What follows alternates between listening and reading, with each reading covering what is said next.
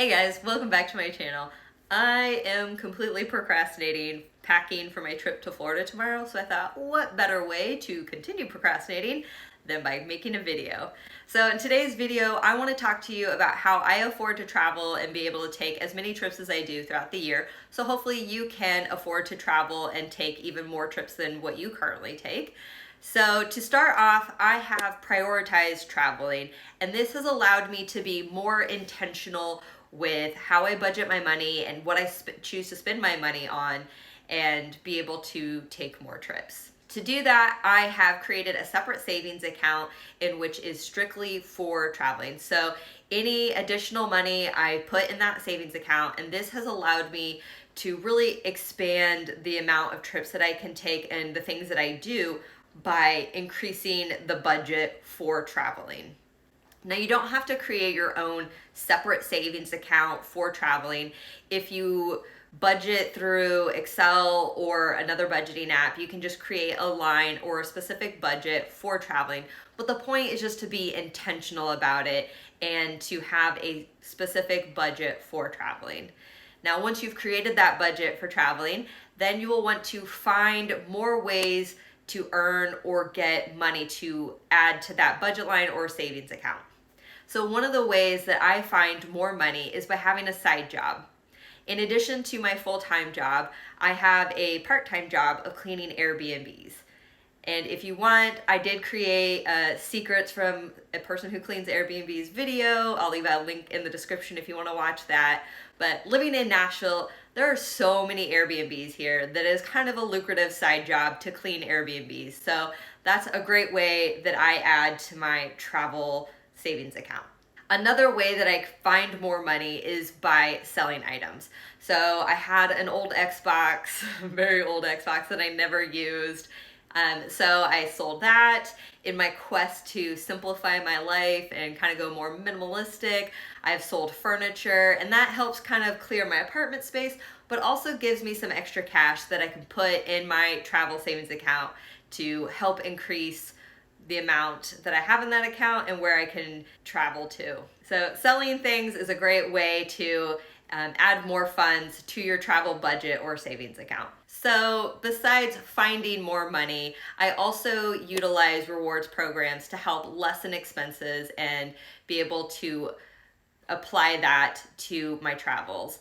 The first rewards program that I use is a credit card. So disclaimer, I do want to say that only use credit cards if you can pay them off at the end of every month. I don't want you accruing interest and paying more than what the rewards are actually going to be worth. So be financially smart about it. That's my disclaimer. But I personally use travel credit cards, make all my purchases on those, and really rack up the rewards so that I can use the purchase eraser or apply those rewards to a travel expense. Another rewards program that you can utilize that's not credit based is hotels or car rentals. Those though are kind of, you have to use them frequently to see the benefit to be able then to travel more. As far as hotels, you have to stay so many nights before you can have a free night. Car rentals, you have to rent so many times before you have a free rental. So you have to travel more in order to travel more with those types of rewards programs.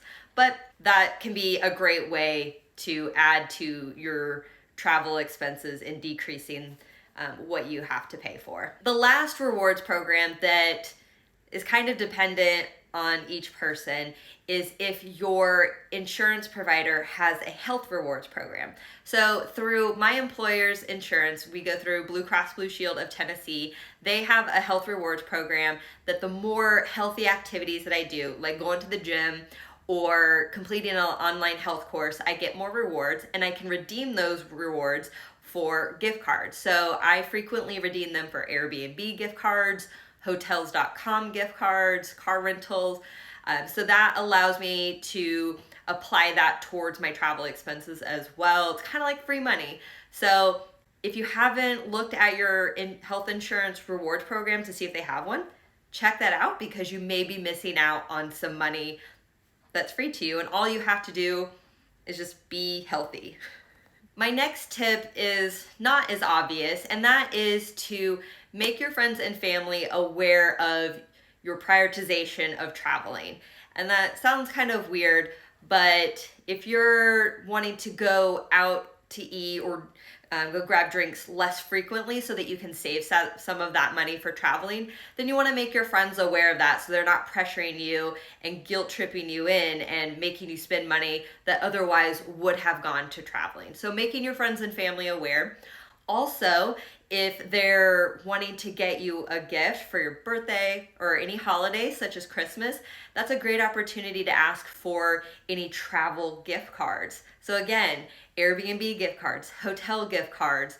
If there's an airline that you use frequently or fly frequently, ask for that. I fly Southwest a lot, so I ask for Southwest gift cards. So any way that you can get some money, and a gift card's a better option than just asking for cash, because then the gift giver actually feels like there's a purpose for that gift and there's just a little bit more thought and intention behind it. So ask for some travel gift cards from your friends and family to help with your affordability of more trips. Another tip that I have for you is to sign up for travel alerts. Now that's most frequently going to be flight alerts, is pretty much probably going to be the bulk of these alerts. I sign up for Scott's Cheap Flight Alerts. That's a great way to be notified if there's any mistake fares, cheap flights. Those can only happen for a short period of time, so you really do have to jump on them. But that's a great list to get on for airports nearby or your primary airport. You can kind of choose what alerts you want to get. You can sign up for airline alerts, hotels. You can sign up for their alerts if there's a particular hotel chain or a boutique hotel that you're planning a trip to that city in the future and that's a hotel you really want to stay at. Sign up for their mailing list and you'll get notified when they have specials going on, and you can plan your trip around that special and kind of save some money that way. So I would say sign up for some alerts is another way to save some money to help with your budget to be able to travel more. And the last tip that I have for you is to split up your expenses. So pay for part of the trip before you even go on the trip, during the trip, and pay for it after. Now that's going to involve credit cards. Again, be financially smart. So one expense that you would have before a trip is most obviously your flight. But other expenses that you can purchase before the trip would include tickets to museums or any activities. And I highly, highly recommend purchasing as many tickets to any activity in advance, especially if your trip is an international trip. With conversion rates, card foreign transaction fees, and other fees, oftentimes you can eliminate some of those fees, not all, but some of those fees by purchasing in your home country versus the country of your destination. So save some money that way. Now, there may be some activities that come up while you're on your trip that you weren't planning on. So there'll be some fees that you'll incur by purchasing tickets during your trip. But if there are activities that you know you want to do ahead of time, purchase the tickets, and that way you can save some money. I highly recommend it. Now, some of the expenses that you have during your trip, those are the obvious ones: your food, gifts, souvenirs.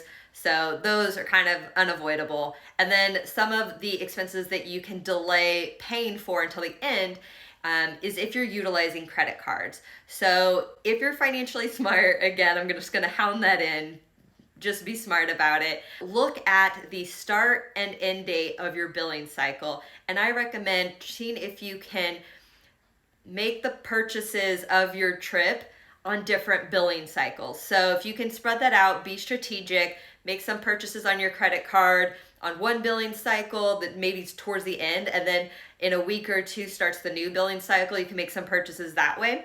And that way, if you're on a fixed income or you don't have other opportunities for cash flow, you can ensure that you can pay off your credit card at the end of every month without incurring those interests and paying more in fees than you need to, but spreading it out over 2 or 3 billing cycles if you can spread out, again, especially if you're on a fixed income. So split up your expenses. That's something that some people don't really plan for, but it's a great tip when you're trying to do multiple trips in a year and want to be able to afford it and not put yourself in debt. Alrighty, I think I need to go pack. So those are some of the tips that I have to be able to afford traveling or taking multiple trips. Comment down below in the comment section what tip you found the most helpful, and I will see you in the next video. Ciao for now.